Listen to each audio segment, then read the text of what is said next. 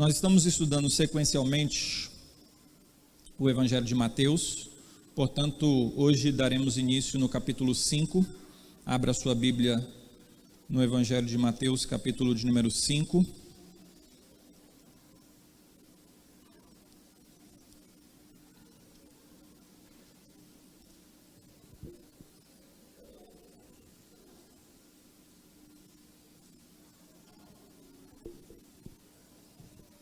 Do verso 1 ao verso de número 5, será a leitura do texto bíblico.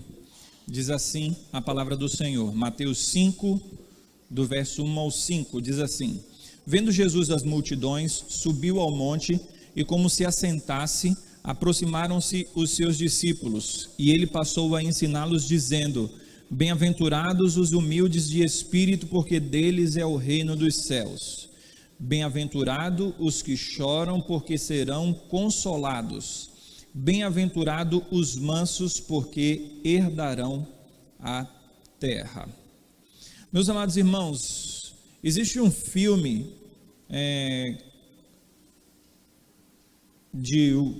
o ator principal é Will Smith. O filme é muito conhecido e o nome do filme é A Busca da Felicidade. Não sei quantos já assistiram esse filme, mas é um filme que mostra a condição precária de um homem na sua realidade financeira, e então, através de uma busca profissional, ele vai crescer, e no final mostra que ele alcançou um bom emprego, ele alcançou uma posição na sociedade boa, e então ele conseguiu uma carreira que trouxe para ele uma satisfação. Sem querer tirar os méritos do filme, mas que eu considero como um bom filme, mas é um filme baseado na realidade humana, é um filme baseado nas questões humanas e naturais. A felicidade no filme é mostrada em relação a uma vida financeira adequada, e, portanto, a mensagem que fica é que aquele que tem uma vida financeira estável, esse é feliz. Aquele que não tem, é infeliz. Mas será que é isso que a Bíblia diz? Que a felicidade está intimamente ligada à realidade da terra? Ou à questão da prosperidade no campo financeiro? É certo que isso é o que é apregoado no mundo presente. Mas eu gostaria de apresentar aqui o que a Bíblia diz como o que significa ser verdadeiramente feliz, o que significa ser abençoado dentro da perspectiva divina, em relação à busca da felicidade e como então nós podemos alcançar essa felicidade. A partir do texto nós vamos então entender isso. Quando nós olhamos para o término do capítulo 4, o qual estudamos na semana passada, nós encontramos no verso 23 a explicação de que Jesus ensinava nas sinagogas e pregava o evangelho do reino. E até então nenhum ensinamento do Senhor é colocado aqui, pelo menos no evangelho de Mateus, como o conteúdo do ensinamento. Até então, nós estamos no início do ministério do Senhor, e até então não é colocado qual é o conteúdo do ensinamento de Cristo, mas a partir agora do capítulo 5 nós vamos ver os ensinamentos do Senhor. É denominado essa porção das Sagradas Escrituras como o Sermão do Monte, pelo fato de Jesus ter se assentado no monte, como diz aqui o verso de número 1, ele subiu ao monte, como se assentasse, ele então passou a ensinar os discípulos e a multidão que ali se encontravam. Então, nós encontramos essa expressão, e Agostinho é quem vai apelidar essa porção das Sagradas Escrituras como o Sermão do Monte. Se você der uma olhadinha só a guisa de conhecimento e de curiosidade, o Sermão do Monte vai até o finalzinho do capítulo 7, no verso 29, você vai ver isso, e o versículo 1 do primeiro capítulo do capítulo 8, o primeiro versículo do capítulo 8 diz: Ora, descendo ele do monte, grandes multidões o seguiram. Então, nós encontramos, o verso 28 diz: Quando Jesus acabou de proferir essas palavras, estavam as multidões maravilhadas da sua doutrina. Então, nós encontramos o capítulo 5, 6 e 7 como sendo o conteúdo do Sermão do Monte. Esse texto é muito famoso dentro dos ensinos do Senhor, porque tem verdades profundas e são consideradas como revolucionárias. Nós temos vários homens que escreveram sobre esse texto, homens famosos. Nós temos John Stott, nós temos o próprio Agostinho, nós temos o Dietrich Bonhoeffer, nós temos o Martin Lloyd Jones, homens de uma estirpe teológica diferenciada, e eles escreveram muito sobre esses ensinamentos, e são ensinamentos riquíssimos e profundos.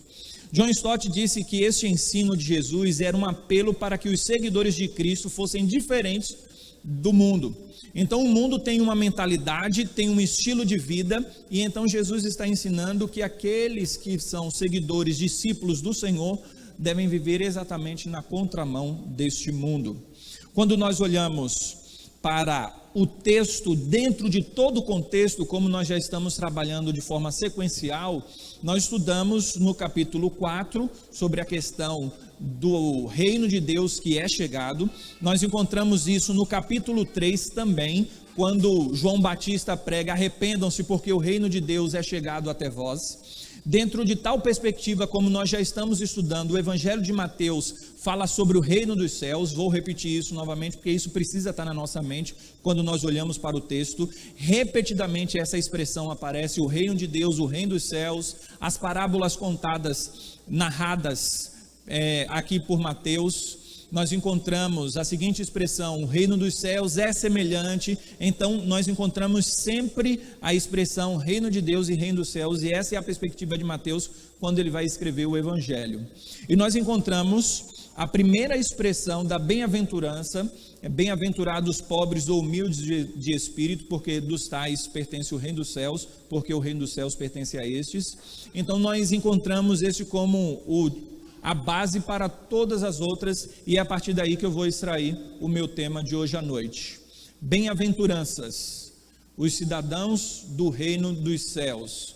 Porque os cidadãos do reino dos céus, eles vivem de acordo com esses ensinamentos, de acordo com as bem-aventuranças. E olhando propriamente para o texto, nós encontramos aquilo que os teólogos chamam de um novo Moisés.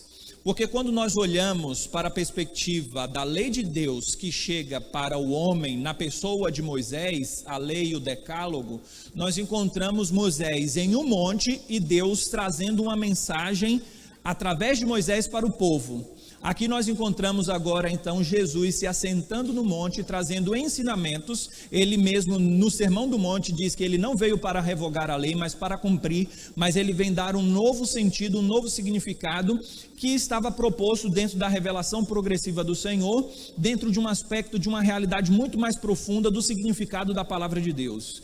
Então Jesus é considerado aqui no Sermão do Monte como o novo Moisés, dentro da perspectiva da amplitude da sua mensagem e dentro do aspecto do alcance dessa mensagem. E quando nós olhamos para o início do Sermão do Monte, a expressão que vem repetidamente e que chama a nossa atenção é a expressão bem-aventurado, que inclusive eu fiz questão de, na nossa liturgia, incluir nas leituras bíblicas. Nós temos aqui no nosso texto 9 bem-aventuranças. Hoje nós só vamos estudar 3 delas, as 3 primeiras. Então nós vamos dividir aí em 3 sermões as 9 bem-aventuranças. Quando nós pensamos nessa expressão, e muitos conhecem o significado dessa expressão, mas eu gostaria de não só trabalhar com a mesma dentro da perspectiva do aspecto da felicidade, porque é certo que bem-aventurado quer dizer muito feliz, mas não é a felicidade de acordo com a nossa mentalidade moderna. Porque alguém pergunta bem assim: você é feliz?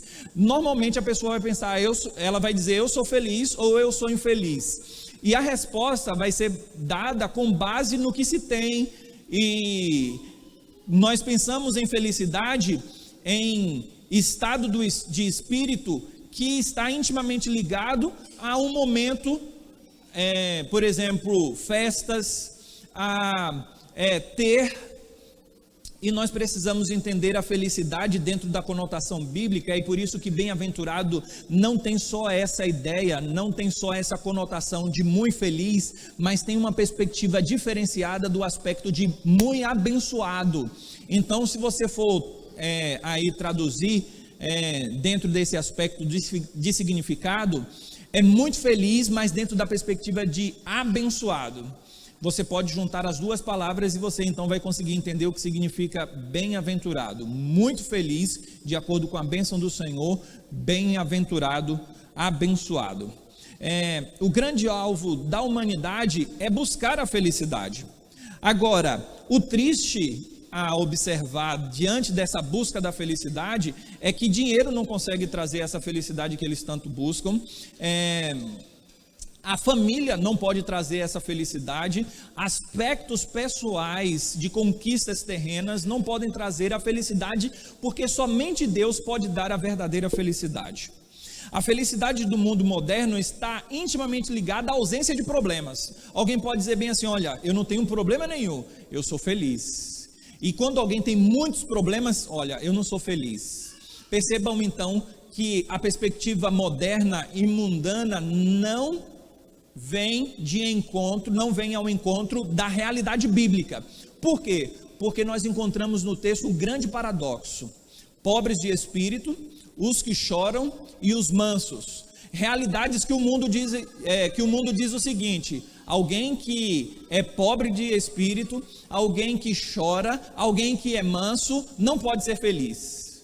Então, nós vamos encontrar um grande paradoxo no ensinamento de Jesus, e é por isso que o ensinamento de Jesus é tão revolucionário, foi naquela época e ainda o é no tempo presente. E como eu disse, nós estamos no início do ministério de Jesus, e nós temos aqui,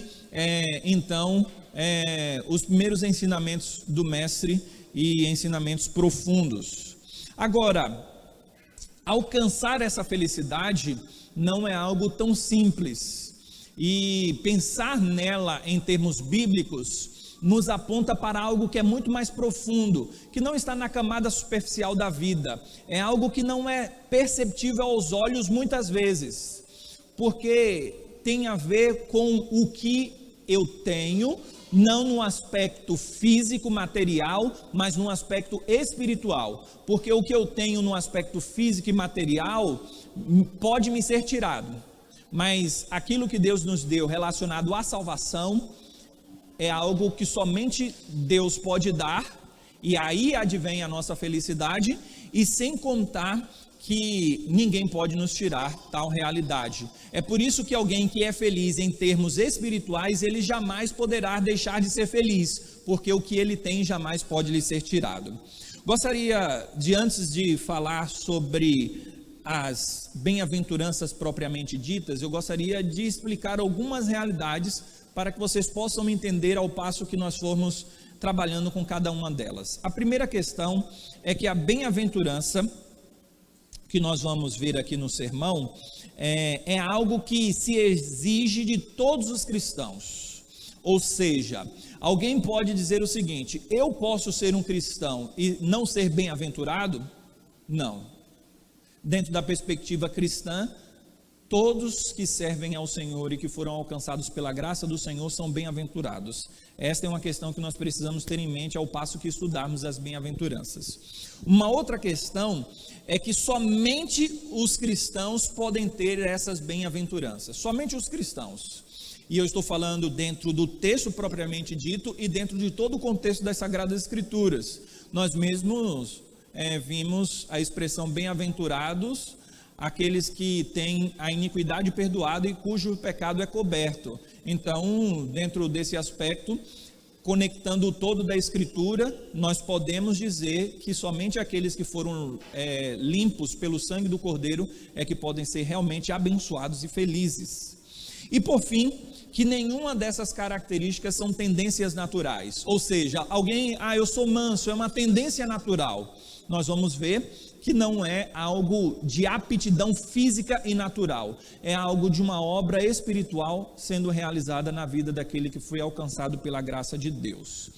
Percebam a beleza do texto quando diz que então as multidões que seguiam ao Senhor, a conexão com o contexto anterior, porque Jesus curava muitas pessoas ali na região da Galiléia, e aí uma multidão acompanhava ao Senhor, buscava o Senhor para serem curados. E então o texto diz que Jesus viu as multidões, ele subiu no monte, era um local propício para que ele pudesse fazer um discurso, como aqui mesmo o púlpito é um local propício de todos observarem, olharem, a questão da comunicação, para que então se chegasse com clareza o som da voz do Senhor. E então o texto vai dizer que ele se assenta e então os discípulos se aproximam de Jesus. E a partir dessa dupla realidade é que Jesus passa a ensinar. Olha, Jesus está ensinando para a multidão, mas acima de tudo para os discípulos que estão próximos de Jesus. Então é uma mensagem que, mesmo que seja propriamente para cristãos, mas ainda assim é uma mensagem para todo mundo.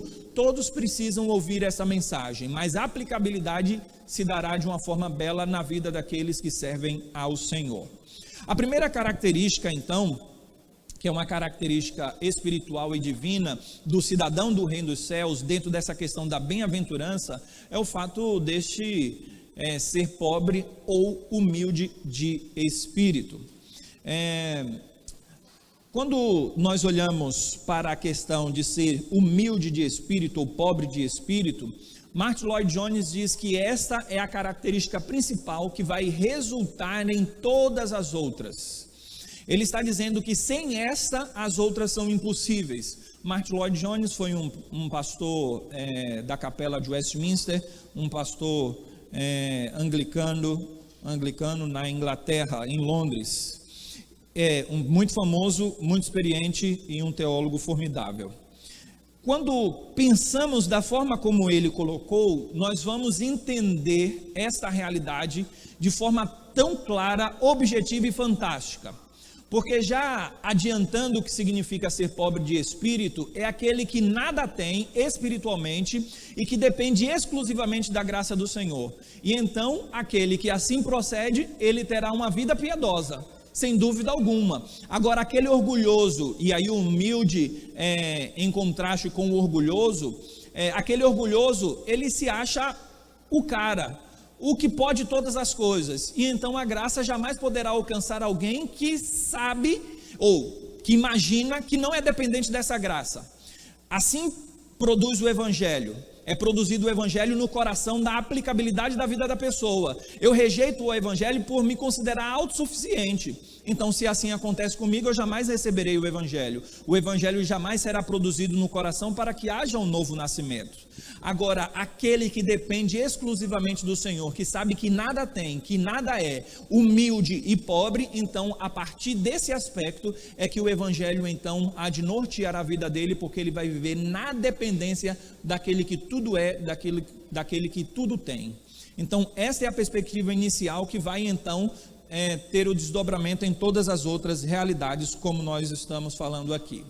Portanto, ser pobre de espírito e humilde não tem a ver com voto de pobreza, não tem a ver com uma vida pecuniária, não tem a ver com as conquistas terrenas. A própria expressão já traz esta conotação. Ele é pobre de espírito. Então é uma questão espiritual. E é esta a realidade que norteia todas as outras. Porque o choro, como nós vamos falar um pouco mais à frente, é uma questão espiritual. A mansidão também está ligada a uma questão espiritual, assim como todas as outras, conforme nós falarmos nas outras prédicas. Precisamos então colocar na nossa mente essa questão bem fixa, para que então entendamos o verdadeiro significado de ser alguém que agrada a Deus dentro da questão espiritual. Aqueles que querem conquistar aqui na terra, segundo a filosofia do mundo, são os ricos. Você quer ter alguma coisa aqui na terra, você quer ter posição, então você precisa ser rico. Esta é a filosofia do mundo. Você só será alguém se você trabalhar muito, se você conseguir dinheiro, você só vai ser alguém se você for rico. Então, nós encontramos o grande paradoxo aqui no Sermão do Monte, porque as qualidades colocadas não são qualidades que o mundo coloca como sendo algo a ser alcançado. Lógico que são questões espirituais, como nós falamos, mas está intimamente ligado ao todo o ser, a todo o ser. Portanto, nós precisamos entender que a conquista do mundo é diferente da conquista de acordo com o reino dos céus. Lembrando que o Senhor conquistou por nós e em nosso favor, mas isso não quer dizer que nós não devemos ter a nossa parcela de ação em relação a uma reação do que Deus fez por nós. Toda ação do Senhor em nosso favor traz uma reação da nossa parte. Portanto, o Senhor está ensinando aqui como um verdadeiro cristão deve se portar. Nós precisamos também observar que se alguém perguntar para uma outra pessoa em relação à conquista, o outro dirá o seguinte: eu não quero conquistar muito aqui na terra não. O outro vai dizer o seguinte: você está fora de si, você está louco. Por quê? Porque o mundo apregou a conquistas terrenas, mas o contraste bíblico em relação ao nosso mundo, a filosofia mundana, é questões espirituais, e isso é o que realmente importa, e esse é o ensinamento do Senhor. O contraste da humildade e da pobreza em relação à riqueza também é o grande paradoxo aqui. Por isso que tanto humilde de espírito como pobre de espírito são traduções que, na minha opinião, são traduções válidas. Não são traduções que nós devemos lançar fora dizendo que não tem nenhuma conexão, porque a ideia de humildade está intimamente ligada à pobreza, de entender que eu nada tenho, lembrando que não é física essa pobreza, é espiritual. Portanto, nós precisamos entender que o contraste aqui, o fator proporcional dentro do aspecto da mudança, é alguém que é autoconfiante, autodependente e se acha autorrealizado. É aquela pessoa que conquista aqui na terra, que tem um trabalho, que tem algumas aptidões, e estes se acham como pessoas capazes, de acordo com o próprio braço forte, e tem uma glória pessoal, se acham ricos, se acham aí diferentes. E nós precisamos então entender que ser humilde de espírito implica em saber da nossa fragilidade. E essa fragilidade, sabermos que nós somos frágeis, contrasta com uma autoconfiança. É saber que nós somos fracos, nós não podemos achar que nós somos poderosos, nós precisamos entender que nós somos fracos, e essa realidade contrasta com a autodependência. Se eu sou fraco, eu dependo de alguém para que este me sustente. E por fim, que nós não somos realizados. O pecado trouxe na vida mazelas, e nós não temos uma realização neste mundo, e jamais teremos uma realização em nós mesmos. E é por isso que nós contrastamos tal realidade com uma autossatisfação, e nós precisamos entender que a nossa satisfação está em Deus. Nós não somos realizados. Portanto, todas essas realidades nos levará ao reino como cidadãos desse reino. Eu entendendo que eu preciso do rei e do reino de Deus, eu então vou caminhar em direção a este reino, em submissão e em subserviência a este rei todo-poderoso, porque eu nada sou, eu nada tenho nas mãos para entregar para ele, mas um coração sincero, dentro de uma humildade de espírito, é o que nós oferecemos ao Senhor, para que ele possa nos encher com a graça e com a misericórdia dele. Portanto, nós não devemos ser orgulhosos de espírito, antes devemos entender a nossa condição espiritual de pobreza espiritual. Nós precisamos entender que a humildade é algo a ser buscado na vida dos cristãos. Portanto, aqueles que querem viver uma autonomia espiritual são orgulhosos. Nós precisamos entender que nós não vivemos a parte de Deus. Pelo contrário, tudo que somos e tudo que vier a ser na nossa vida, que viermos a ser, vem do Senhor. E essa é a realidade da vida cristã. É certo que nós conquistamos aqui na terra, mas ainda assim as nossas conquistas é porque o Senhor as possibilita. Pensando um pouco sobre essa questão de paradoxo, e a expressão e a palavra paradoxo é uma figura de linguagem que quer dizer aparente contradição, é que nós encontramos então aqui no âmago do Sermão do Monte, na bem-aventurança, esse grande paradoxo, porque quando nós não temos nada, é quando nós verdadeiramente temos o reino dos céus. Quando nós entendemos que nós nada somos, é que aí nós somos cidadãos do reino dos céus. E aqui está a beleza do paradoxo, porque na falta é que então o Senhor nos supre. É entender que nós não somos nada, que então o Senhor nos faz alguma coisa. E aqui está a beleza do Evangelho, porque aqueles que se consideram alguma coisa, esses nada são. Mas aqueles que não são nada, então Deus escolheu aqueles que no mundo não são nada, para exatamente confundir os sábios deste mundo. E não fomos chamados segundo a estirpe da sociedade, de uma classe alta, de um nobre nascimento, mas nós fomos chamados segundo a graça do Senhor, segundo o rico amor dele, a rica misericórdia pela qual o Senhor nos amou. Pense o seguinte, em relação a sermos cidadãos do reino dos céus, e em relação ao contraste da cidadania celestial com a cidadania terrena. Imaginemos o seguinte, você quer uma posição de um emprego, você busca um bom emprego, você busca uma posição grandiosa em uma empresa, e imagine que o seu patrão chegue e diga o seguinte, o seu futuro patrão: olha, eu vou fazer uma entrevista aqui, como você me diga aí algumas características. De acordo com ser nada ou pobre de espírito, imagine você colocando isso em termos humanos para conquistar uma posição numa empresa. Imagine você dizer o seguinte: olha, eu não tenho confiança própria, eu não tenho segurança própria e eu não sou autorrealizado. Você acha que alguém vai lhe dar um emprego se você falar isso?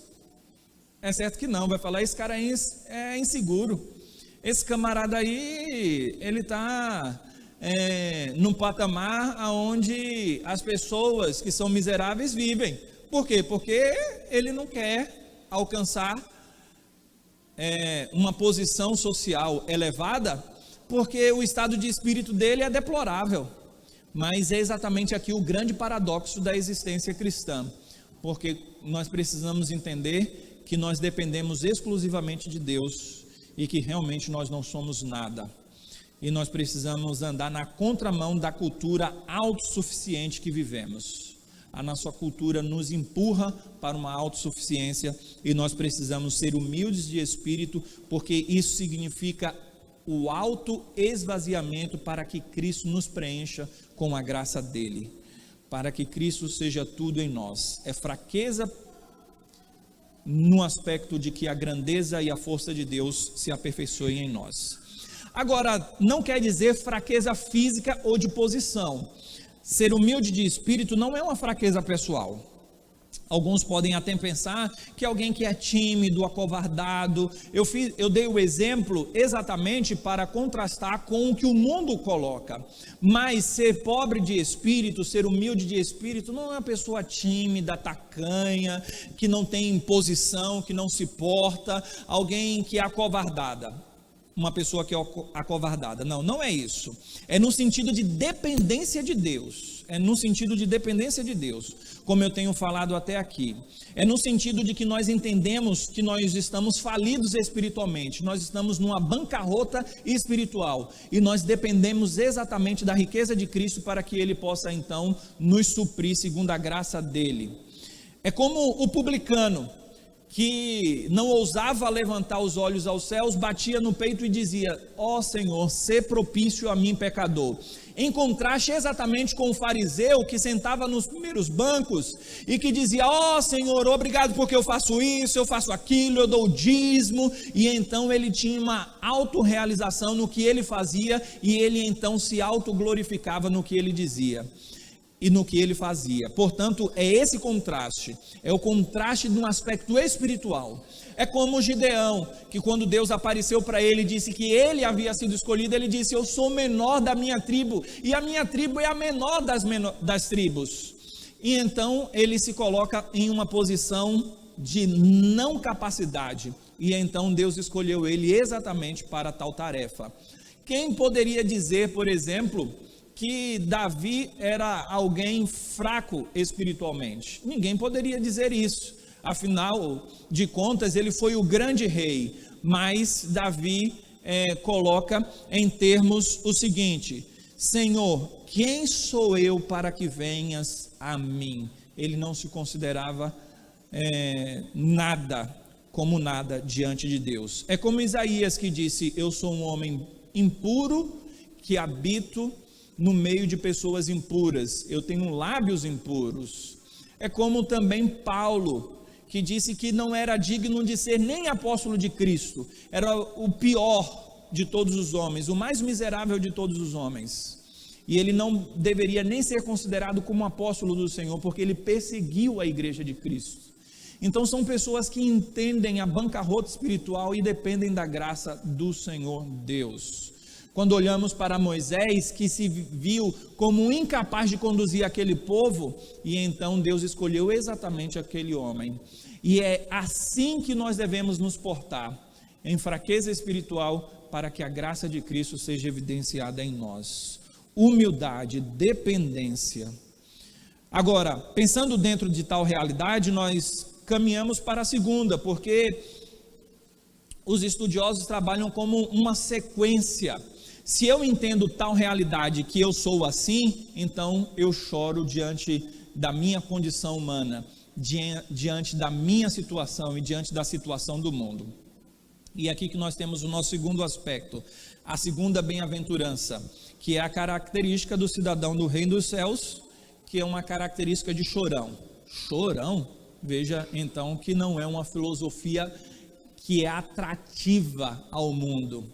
E feliz é o que chora. Encontramos novamente o paradoxo aqui.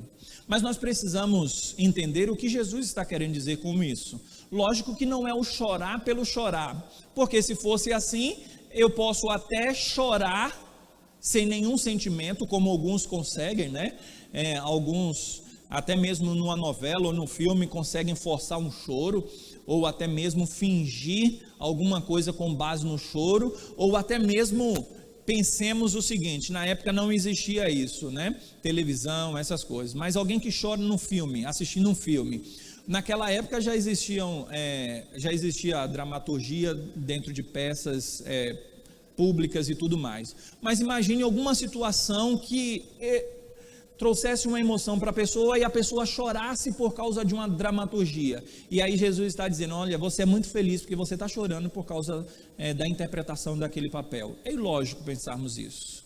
Então o que quer dizer esse choro? Esse choro está conectado exatamente com o que estamos falando e com o que eu acabei de falar e com todo o texto. Não é um choro natural, é um choro espiritual, é um choro movido por uma realidade espiritual. Assim como a riqueza, a pobreza não está ligada à questão pecuniária, financeira, material, assim também essa tristeza, esse choro não está ligado a questões naturais, mas a uma questão espiritual. E nós podemos então observar que Jesus está se referindo àqueles que já foram alcançados pelo Evangelho, e que então esse choro é produzido pelo próprio Evangelho. É um choro espiritual. Com isso, eu estou querendo dizer que o significado está ligado exatamente ao sofrimento causado pelo pecado.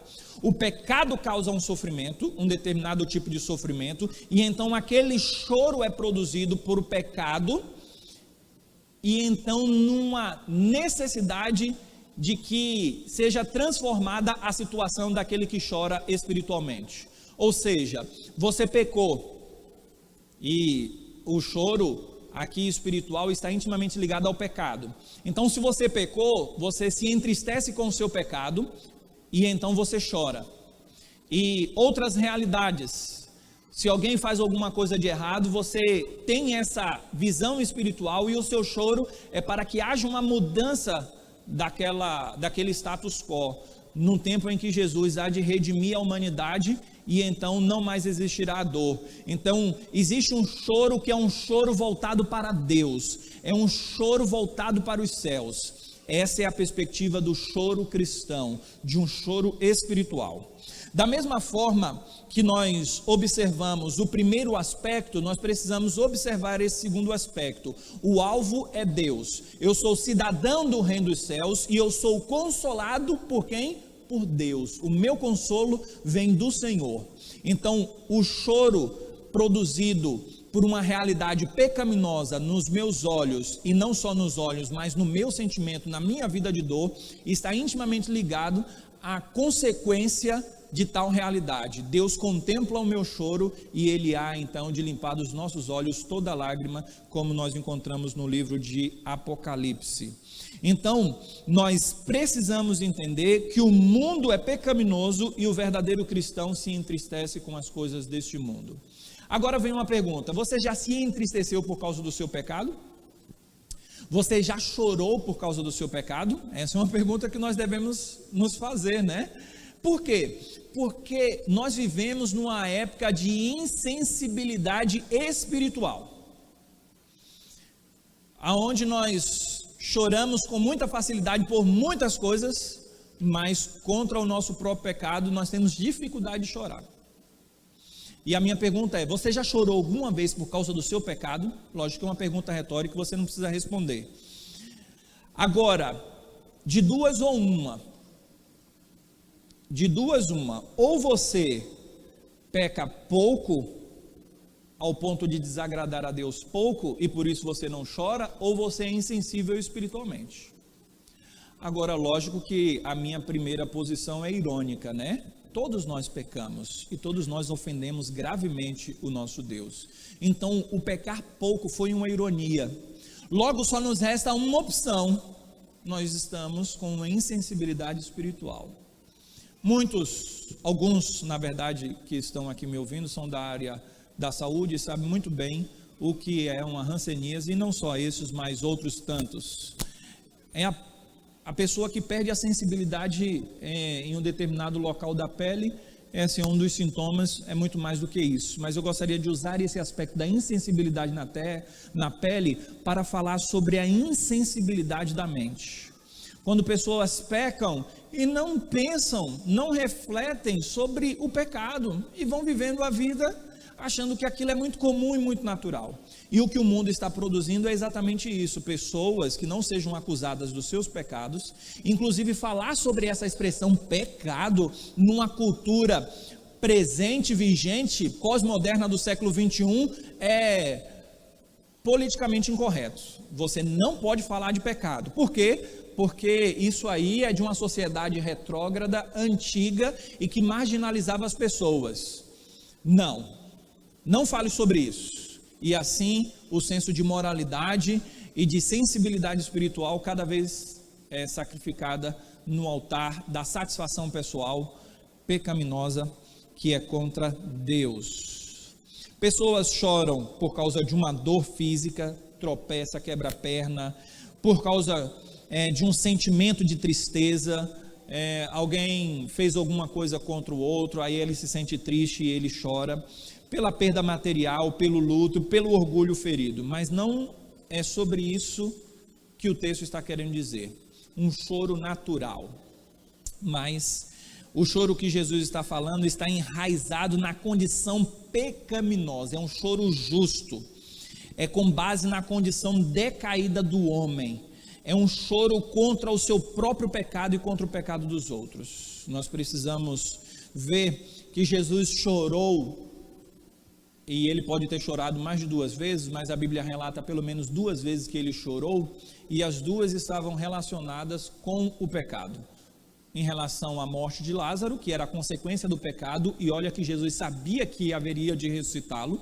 Jesus sabia muito bem, ele diz antecipadamente que ele apenas dormia e que aquela morte era para a glória de Deus.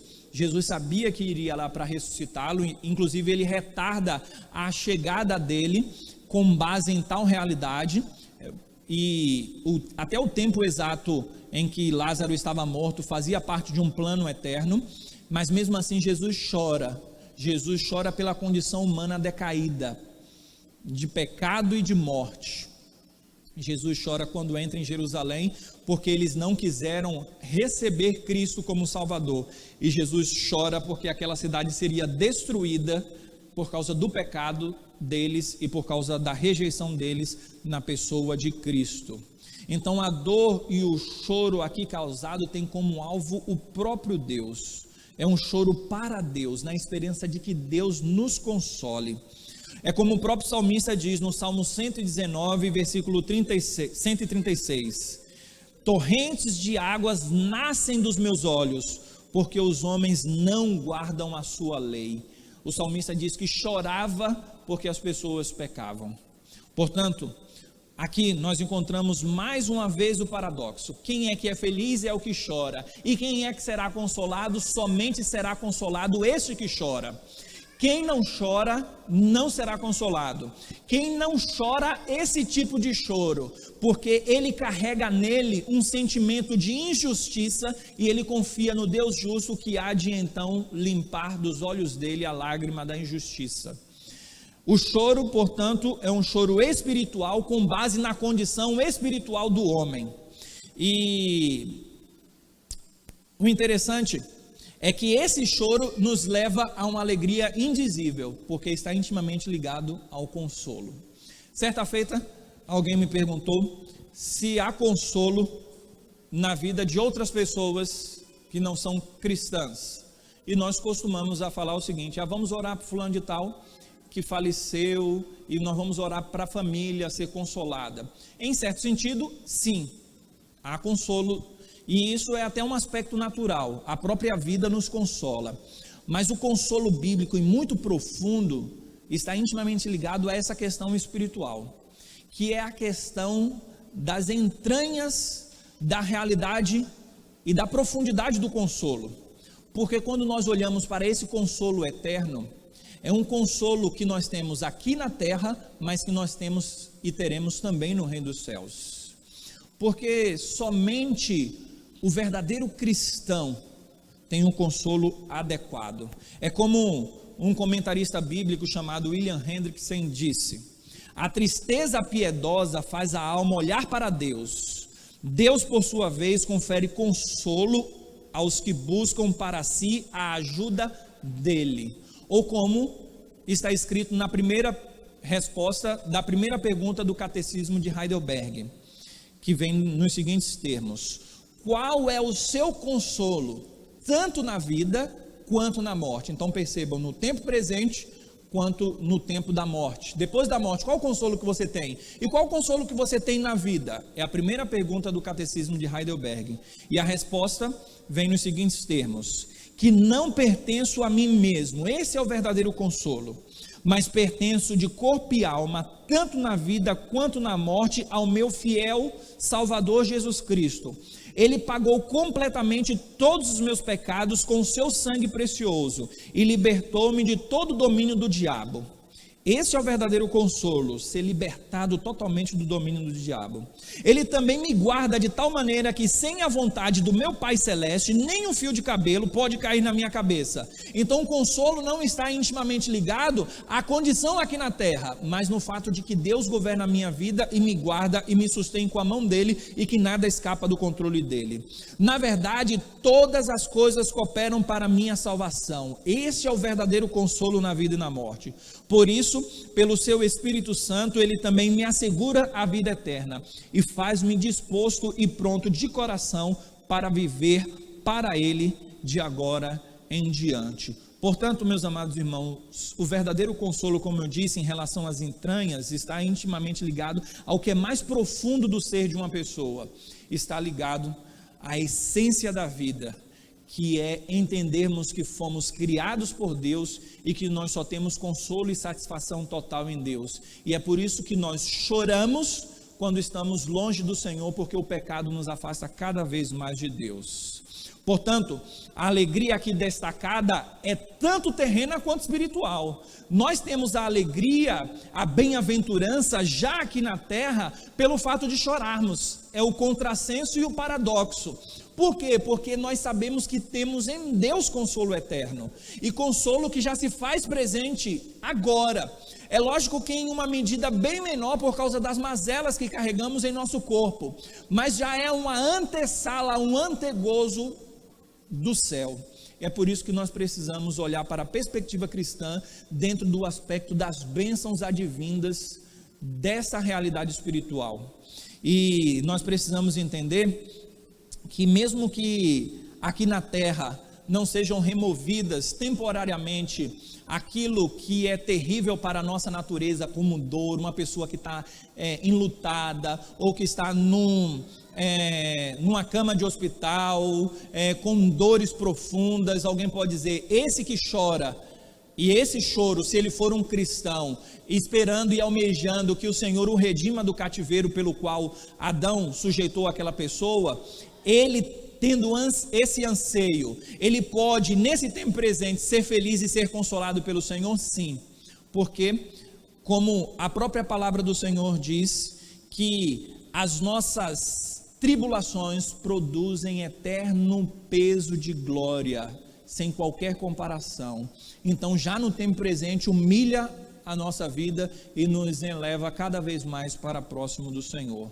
Portanto, o verdadeiro consolo está no fato de que um dia veremos a Cristo como hoje nós nos vemos, e então seremos consolados plenamente, mas isso também já se faz presente agora. Na igreja antiga, quando a doutrina do pecado era pregada, as pessoas tinham mais sensibilidade. Quando se falava de pecados, as pessoas choravam. Hoje há uma mudança no status quo da sociedade, porque as pessoas estão muito apegadas às realidades terrenas, e nós precisamos entender que muitas vezes as questões terrenas nos afastam do reino dos céus. Portanto, precisamos ter um vislumbre da graça que só pode ser vista, o vislumbre só pode ser visto quando nós enxergamos claramente a doutrina do pecado, e então uma combinação do vislumbre da graça e entendendo claramente a doutrina do pecado, a combinação dessas duas realidades há de produzir em nós uma verdadeira alegria e uma satisfação em Deus, e nós nos consideramos, e não só nos consideramos, mas nós somos verdadeiramente abençoados. Por fim, o terceiro e último aspecto, a terceira característica é a mansidão. Um verdadeiro cidadão do reino dos céus, ele é manso.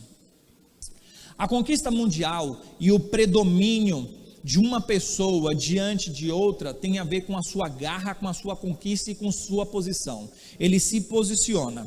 Esta é a filosofia mundana, a estratégia política, a estratégia militar e empresarial. Se você quiser conquistar, se você quiser ser alguma coisa, você precisa ser forte, você precisa até mesmo pisar nos outros, você precisa se destacar e você precisa crescer.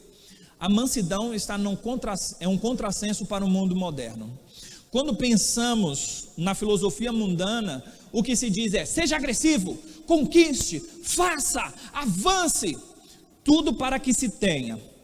Agora, quando nós olhamos para o novo homem regenerado pela obra de Cristo, transformado pelo Evangelho, este tem o reino dos céus, Cristo já conquistou para ele, por isso que o texto diz, ele herdará a terra, porque Deus já fez. A conquista está intimamente ligada às minhas atitudes, às minhas tarefas, às minhas ações que me levam a conquistar.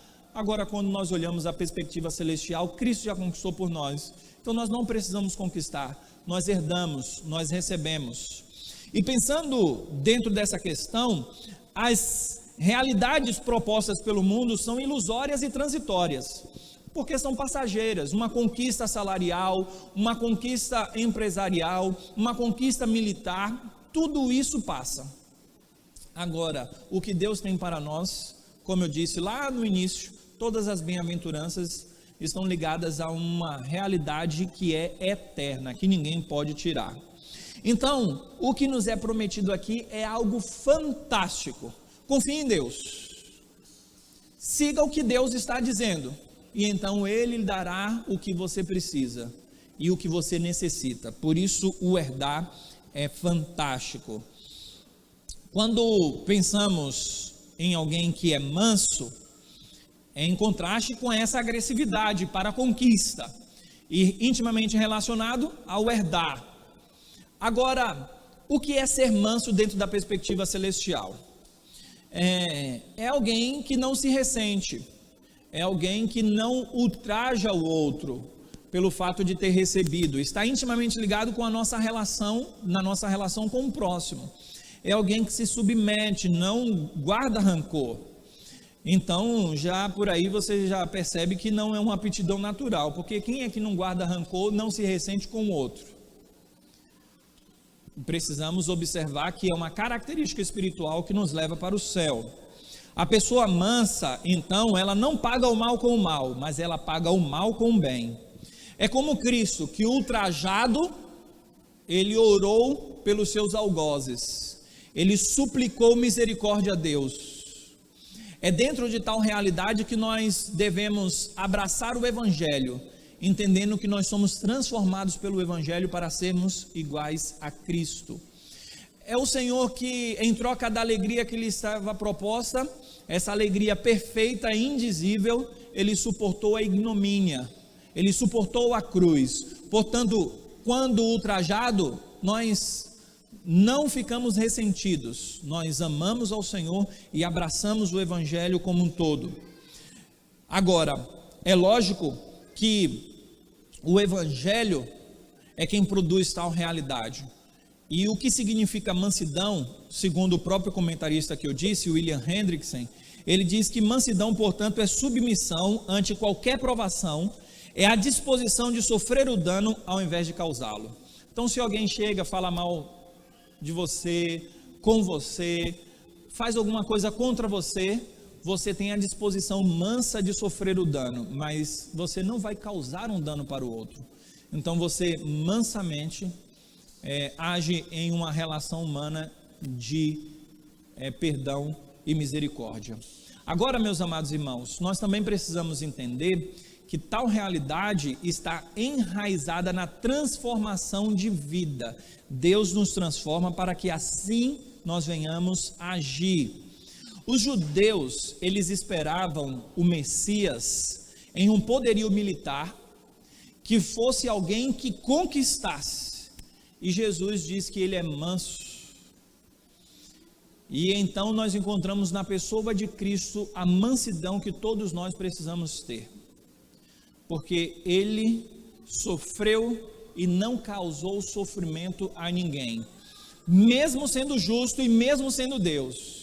Mas quando ele assumiu a forma humana, ele então assumiu a nossa natureza para ser o nosso representante, para ser igual a um de nós.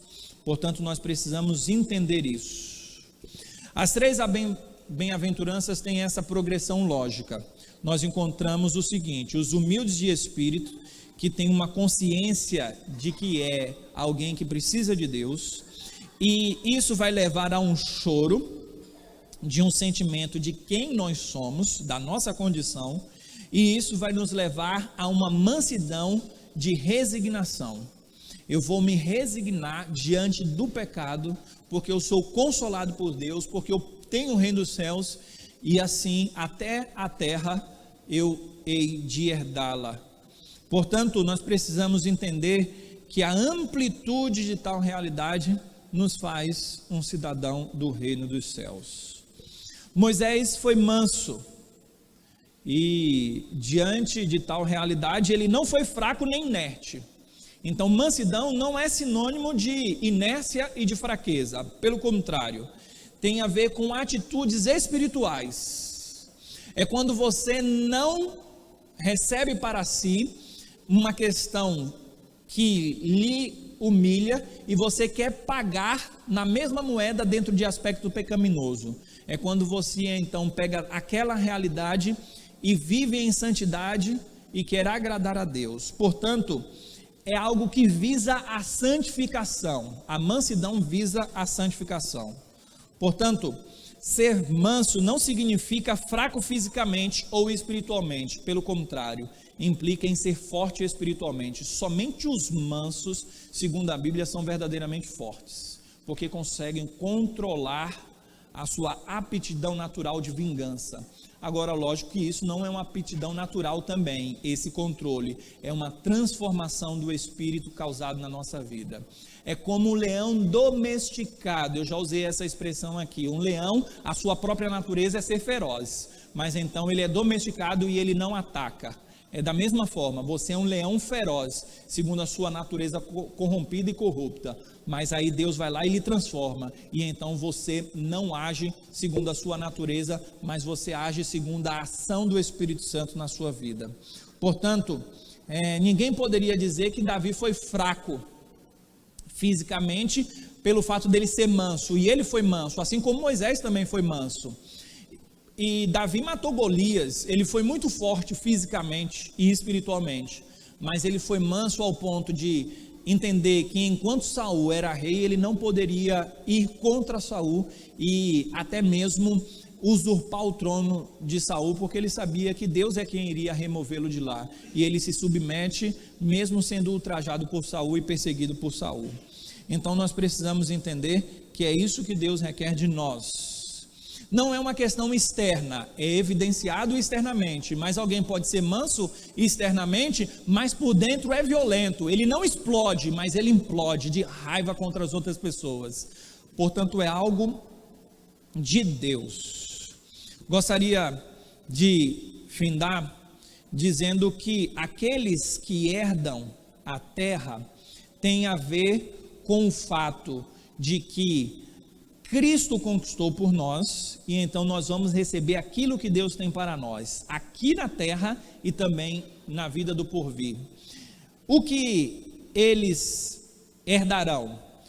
Vejam aqui novamente o paradoxo em relação à não conquista, mas o texto fala sobre herdar nas implicações de que um cidadão do reino dos céus desfruta pela graça o direito da possessão terrena. Então, pela graça ele já possui as coisas aqui na terra, mas ele também possuirá, porque ele recebe um tesouro que não pode lhe ser tirado dentro da perspectiva da renovação que o Senhor há de fazer nos céus e na terra.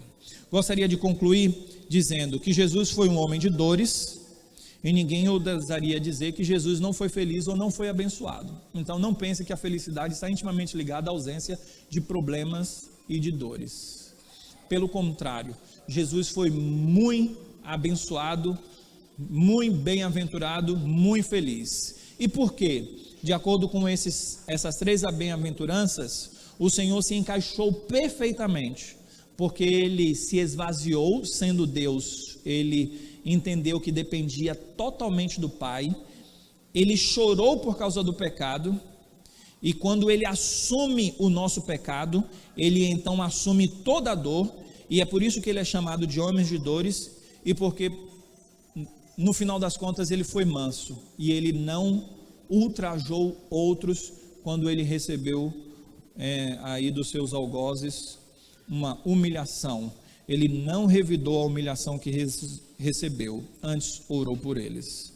Portanto, é só olhando para o Cristo da cruz que nós recebemos o Evangelho e entendemos quem nós somos, e então esse próprio reino e o consolo desse reino vem sobre as nossas vidas. Que Deus nos abençoe e que Ele nos faça bem-aventurados segundo a graça dEle.